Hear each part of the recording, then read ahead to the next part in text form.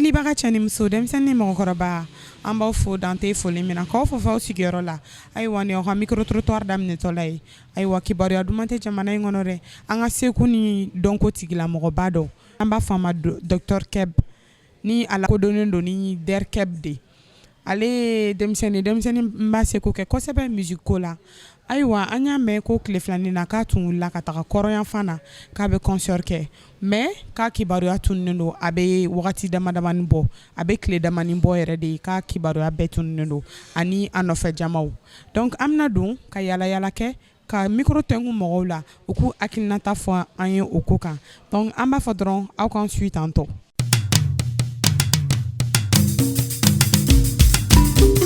Ne balimakɛ somɔgɔw bɛ di? Baasi tɛ alhamdulilayi. I tɔgɔ ni jamu? Bon ne tɔgɔ Adama Bagayogo. Ok d'accord. Adama Bagayogo an y'a mɛn an ka seko n'an ka dɔnko tigilamaba dɔ n'o ye Der Keb ye ni denmisɛnnin don n'a b'a seko kɛ kosɛbɛ rap ko la ko ale tun taara concert la kɔrɔyanfan fɛ donc ko a kibaruya tununnen don genre a bɛ tile damadama bɔ an tɛ a kibaruya foyi kalama sisan e yɛrɛ hakilinata ye min ye o ko in kan?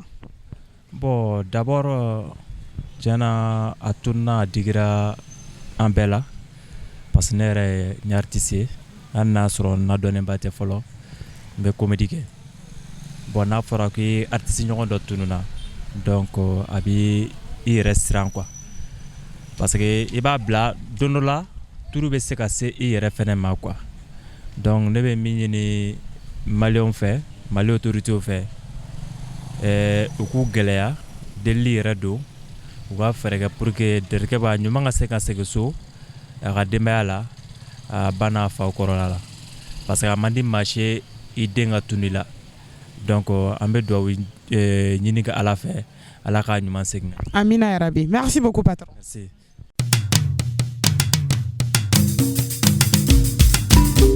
Ne balimamuso somɔgɔw bɛ di? Tɔgɔ tɛ. I tɔgɔ ni jamu duman? Ne tɔgɔ ni jamu Tɛnɛ Kulubali.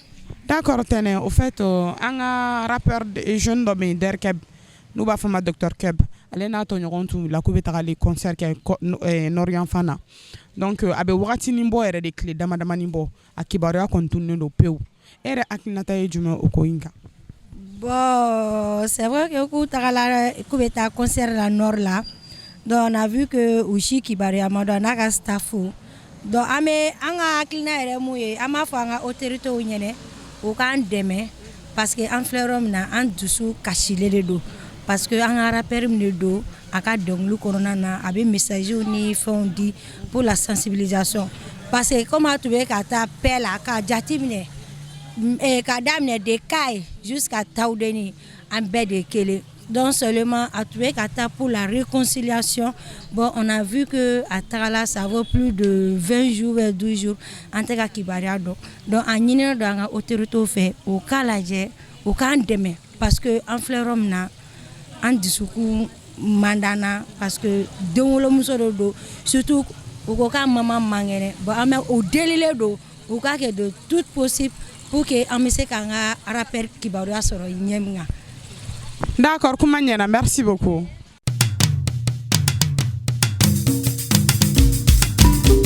Ne fa somɔgɔw bɛ di? Alhamdulilayi. Tɔgɔ ni jamu duman? Tɔgɔ Muhamadu jamu Sila. Ne mɔgɔ kɔni tununa kɔni mɔgɔ bɛ dugawu de bɛ se fɛn bɛɛ lajɛlen na Ala ka hɛrɛ la ka ɲuman segin a somɔgɔw ma k'a sɔrɔ basi foyi ma sɔrɔ an kɔni ka dugawu o de ye. D'accord merci beaucoup. Mon frère, ça va bien? Oui, ça va. I tɔgɔ ni jamu duman? Ne tɔgɔ Abdoulaye Bagayogo. Bon Der Keb kɔni an bɛ dugawu de kɛ sa Ala ka bɔ nin ko in na ma bɛɛ lajɛlen ka dugawu kɛ Ala ka Der Keb ma bɔ nin ko in na ma a mama yɛrɛ bɔra k'a fɔ cogo min na a tɛ tɛmɛ o kan quoi Der Keb mɔgɔ min don mɔgɔ ɲɛnama don bon an bɛ dugawu de kɛ Ala ka ɲuman bɔ nin ko in na i m'a fɔ ma a ka di ne fɛnɛ artiste bɛɛ ka wuli k'i jɔ u sen kan mais an ka nin ko in k'an sɛbɛ ye quoi mais Der Keb kɔni mɔgɔ min don il est très i m'a fɔ ma a ka ɲi trop n bɛ dugawu de kɛ sa Ala ka ɲuman bɔ nin na ne ba.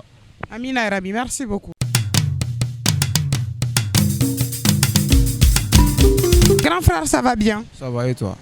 Oui, ça va. I tɔgɔ ni jamu? Bon ne tɔgɔ Habib Traoré. D'accord. An ka rappeur n'o ye Der Keb ye k'ale tun wulila ka taga concert dɔ la kɔrɔyanfan fɛ donc k'a bɛ tile damadama bɔ yɛrɛ de a tununnen don an t'a ka kibaruya foyi kalama e yɛrɛ ko in e hakilina ye jumɛn ko in kan? Bon, effectivement, a tununa a bɛ tile damadɔni bɔ minɛ bɛɛ b'a kalama, bon autorité b'a kalama, bon a taara concert min na c'était le but c'était pour la réconciliation. Bon effectivement n'a nana laban tan tiɲɛ yɛrɛ la se t'an ye quoi an minnu b'a lamɛn an b'a dɔn rappeur Fasuku min don se t'an ye, mais effectivement ni gouvernement sera k'i jɔ a jɔyɔrɔ la pour que an bɛ se k'an ka rappeur sɔrɔ cogoya min na tiɲɛ yɛrɛ la o bɛ diya an ye yɛrɛ yɛrɛ de, an b'a faamu. D'accord, merci beaucoup mon frère. Ayiwa an filɛlibagaw an ɲɛni de sɔrɔ bi k'a da aw tulo kan, donc an bɛɛ bɛ jɛ ka dugawu kɛ yarabi an ka rappeur ka na basi foyi ka na n'a tɔɲɔgɔn sɔrɔ, donc o la dɔrɔn an b'a fɔ aw k'an bɛ diɲɛ wagati wɛrɛ.